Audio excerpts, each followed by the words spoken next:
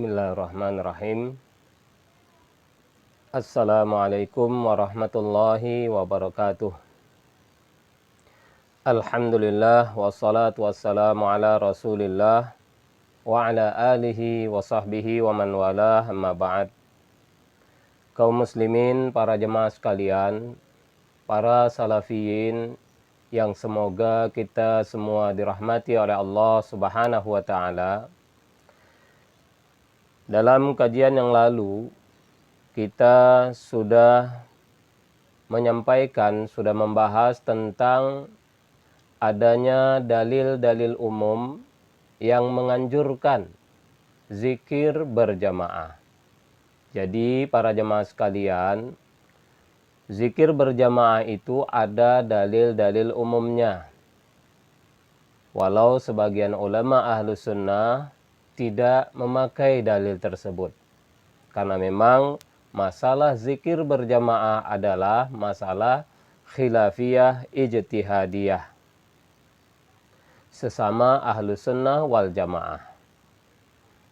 Nah, para jemaah, di pertemuan yang ke-17 ini, insya Allah kita akan sampaikan beberapa ucapan para ulama Ahlus Sunnah yang memperkuat dalil-dalil umum tersebut, bahwa secara umum zikir berjamaah itu dianjurkan. Setelah itu insya Allah kita gandengkan dengan zikir berjamaah setelah sholat wajib. Yang pertama, ucapan Al-Imam Asy-Syafi'i rahimahullahu ta'ala. Dalam kitab beliau Al-Um, Imam Asy-Syafi'i pernah menjelaskan masalah takbiran hari raya. Takbiran hari raya adalah zikir yang disunnahkan oleh Nabi Shallallahu Alaihi Wasallam. Apa kata Imam Asy-Syafi'i? Wa uhibbu idharat takbiri jama'atan wa furada fi lailatil fitri wa lailatin nahri muqimina wa safaran fi manazilihim wa masajidihim wa aswaqihim. Kata Imam Asy-Syafi'i, dan aku suka menampakkan takbiran bersama-sama. Imam Syafi'i suka mengucapkan takbiran hari raya itu bersama-sama, jama'atan. Wa furada, dan masing-masing. Fi lailatil fitri, pada malam hari raya Idul Fitri, walailatin nahri, dan pada malam hari raya Idul Adha. Apakah dalam keadaan mukim atau musafir, di rumah-rumah mereka, atau di masjid-masjid mereka, atau di pasar-pasar mereka. Jadi para jemaah, menurut Imam Asy-Syafi'i, bahkan beliau sangat suka takbiran itu bersama-sama. Padahal Nabi dan para sahabat kalau dalil secara tegas, tidak ada satupun yang menunjukkan mereka takbiran bersama-sama yang tegas. Kalau yang indikasi ada. Tapi kalau yang tegas mengatakan mereka bertakbir satu suara sama-sama, tidak ada. Tapi kata Imam Asy-Syafi'i, wa uhibbu, dan aku suka. Artinya para jemaah, ulama salaf memahami bahwa dari dalil umum-umum yang lalu yang sudah kita sampaikan menunjukkan zikir boleh dilakukan bersama-sama. Kemudian Imam Ibnu Taimiyah, Syekhul Islam Ibnu Taimiyah, dalam kitab beliau Al-Fatawa Al-Kubra, beliau mengatakan wa qiraatul idarati hasanatun, tentang baca Al-Quran bersama-sama.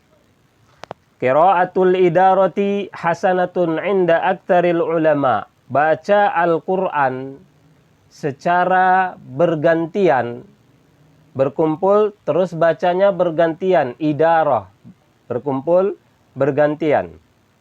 Kebanyakan para ulama itu menganggapnya baik. Wa min qiraatil idarati qiraatuhum mujtami'ina bi sautin wahid. Dan di antara bentuk baca Quran kumpul itu yang dinamakan idaroh tadi, di antara bentuknya adalah membaca Al-Quran bersama-sama dengan satu suara. Jadi, membaca Al-Quran sama-sama satu suara adalah baik menurut kebanyakan ulama Ahlus Sunnah, kata Imam Ibnu Taimiyah. Padahal Nabi tidak pernah contohkan sama sekali. Sahabat tidak pernah contohkan sama sekali baca Quran satu suara. Tidak pernah. Tapi kata Syekhul Islam Ibnu Taimiyah, kebanyakan ulama Ahlus Sunnah meyakini itu baik. Karena dalil umumnya sudah kita jelaskan. Jadi para jemaah, dalil umum itu dalil. Zikir yang memang bersifat umum, maka boleh digunakan semua dalil-dalil umum pada zikir-zikir tersebut. Berikutnya Imam Al-Buhuti, seorang ulama besar Ahlus Sunnah Mazhab Hambali. Dalam kitab beliau Syarhu Muntahal Iradat, kata beliau, wala tukrahu qira'atu jama'atin bisautin wahid. Tidak dibenci, tidak dimakruhkan baca Al-Quran bersama-sama satu suara. Sekali lagi, zikir berjamaah satu suara sama sekali tidak dibenci, bahkan baik. Karena dalil umumnya ada. Kemudian para jemaah, juga terkait doa. Karena doa, zikir itu sama. Bagaimana doa bersama-sama? Juga dalil umumnya sudah kita bahas, berarti baik dan dibolehkan. Walau Nabi tidak pernah contohkan. Syekh Ibnu Baz dalam Majmu' Fatawa beliau, kumpulan fatwa-fatwa beliau pernah ditanya tentang, beliau pernah menjelaskan tentang berdoa setelah menguburkan jenazah. Kata beliau, qad dallatis sunnatu tsabitatu 'anir rasul sallallahu alaihi wasallam ala syar'iyyatid du'a'i lil mayyit ba'da dafni, faqad kana an-nabiy sallallahu alaihi wasallam idza faragha min dafnil mayyiti waqafa alaihi wa qala istaghfiru li akhikum was'alullaha lahu at-tathbita fa innahu al-ana yus'al. Kata beliau, telah jelas dalil sunnah yang telah tetap dalil sunnah dari Rasul sallallahu alaihi wasallam, dianjurkannya berdoa untuk mayit setelah menguburkannya. Bahkan Nabi setelah selesai menguburkan mayit, beliau berdiri lalu berkata, mintakanlah ampun kepada Allah untuk saudara kalian ini, dan mintakanlah kepada Allah agar dia diberi kekokohan di alam kuburnya, karena dia sekarang akan ditanya. Lalu kata Syekh Ibnu Baz, wala haraja fi ayyad'u wahidun wa yu'amminu sami'un aw yad'u kullu wahidin binafsihi lil mayyiti. Kata beliau, dan tidak ada masalah, tidak mengapa satu orang berdoa lalu yang lain yang mendengar mengaminkan, atau masing-masing berdoa untuk dirinya, berdoa untuk si mayit. Kata Syekhul Islam, kata Syekh bin Baz, tidak mengapa berdoa bersama-sama untuk si mayit. Ya, satu berdoa, yang lain para pentakziah mengaminkan. Doa bersama untuk mayit. Tidak mengapa, doa masing-masing pun tidak mengapa. Padahal doa bersama untuk mayit tidak pernah dicontohkan Nabi Sallallahu Alaihi Wasallam. Ternyata para jemaah boleh. Inilah penjelasan, beberapa penjelasan ulama Ahlus Sunnah bahwa zikir berjamaah, doa berjamaah boleh, tidak bid'ah sama sekali, walau sebagian ulama Ahlus Sunnah yang lain menganggap bid'ah. Ini namanya ijtihadiyah. Maka para ustadz, para salafiyin, jika antum memilih tidak berjamaah, silahkan. Namun sampaikanlah ke umat, ini masalah ijtihadiyah, zikir berjamaah, doa berjamaah, perbedaan pendapat di kalangan ulama ahlus sunnah salafi. Yang zikir berjamaah, yang doa berjamaah, ahlus sunnah salafi. Yang tidak zikir berjamaah, tidak doa berjamaah, juga ahlus sunnah salafi. Mari kita sampaikan ini kepada umat para jemaah, agar sekali lagi tidak terkesan kita ingin memecah belah, kita ingin memojokkan, dan lain sebagainya. Padahal para jemaah, kalau menurut Syekh Al-Utsaimin, doa setelah menguburkan bersama-sama itu, kata beliau, bid'atun. Ya, ketika beliau menjelaskan masalah doa setelah penguburan, kullun yad'u ala hidatin. Setiap orang berdoa masing-masing. La yajtami'ul jami'u ala du'ain wahid. Jangan berkumpul dengan satu doa. Jangan doa bersama. Li'anna dzalika minal bid'ah. Karena itu bid'ah. Dalam fatwa Nur ala Darbi. Ini fatwa Syekh Al-Utsaimin. Beliau meyakini itu bid'ah. Sedangkan Syekh bin Bas meyakini tidak mengapa. Artinya, masalah zikir berjamaah, masalah doa berjamaah, perbedaan pendapat ijtihadiyah sejak dahulu kala. Mari berlapang dada para jamaah sekalian, kaum muslimin, zikir berjamaah, doa berjamaah tidak salah sama sekali. Lalu bagaimana dengan zikir berjamaah setelah sholat wajib? Maka sebenarnya sudah terjawab para jemaah. Berdasarkan dalil-dalil umum yang lalu dan berdasarkan penjelasan para ulama ahlus sunnah tadi, bahwa zikir berjamaah secara umum boleh dan dianjurkan, berarti zikir berjamaah setelah sholat wajib juga boleh dan juga dianjurkan. Para jemaah, apa dalilnya? Semuanya tadi. Zikir setelah sholat itu bukan bagian dari sholat. Itu sudah zikir umum. Tata caranya pun tidak khusus para jemaah. Kalau antum mau berzikir duduk silahkan. Kalau antum perlu ada kondisi tertentu zikirnya berdiri boleh. Kalau ada keperluan setelah salam antum pulang sambil jalan antum berzikir juga boleh. Karena zikir setelah sholat itu zikir yang bersifat umum. Lafat-lafatnya pun antum baca ayat kursi sebelum baca subhanallah 33, alhamdulillah 33 boleh. Setelah itu pun boleh. Karena memang zikir setelah sholat itu zikir umum para jemaah. Maka dalil umum tadi bisa digunakan. Artinya para jemaah, para ustadz, para salafiyin, ini masalah ijtihadiyah. Saya pribadi sampai sekarang masih memilih zikir tidak keras dan zikir sendiri tidak berjamaah. Namun saya sampaikan ini agar kita faham. Ini masalah ijtihadiyah. Kaum muslimin, mereka zikir berjamaah setelah sholat wajib dengan suara keras. Karena memang dalil-dalil umum demikian. Bisa diterapkan. Sebagaimana tadi, zikir doa berjamaah setelah menguburkan. Tidak ada contohnya. Persis seperti doa zikir berjamaah setelah sholat wajib. Juga tidak ada contohnya. Lalu kenapa kita katakan bid'ah? Sedangkan zikir doa bersama setelah menguburkan kok tidak bid'ah? Harusnya sama para jamaah. Di Arafah doa bersama boleh kata Syekh bin Bas. Padahal Nabi tidak pernah contohkan.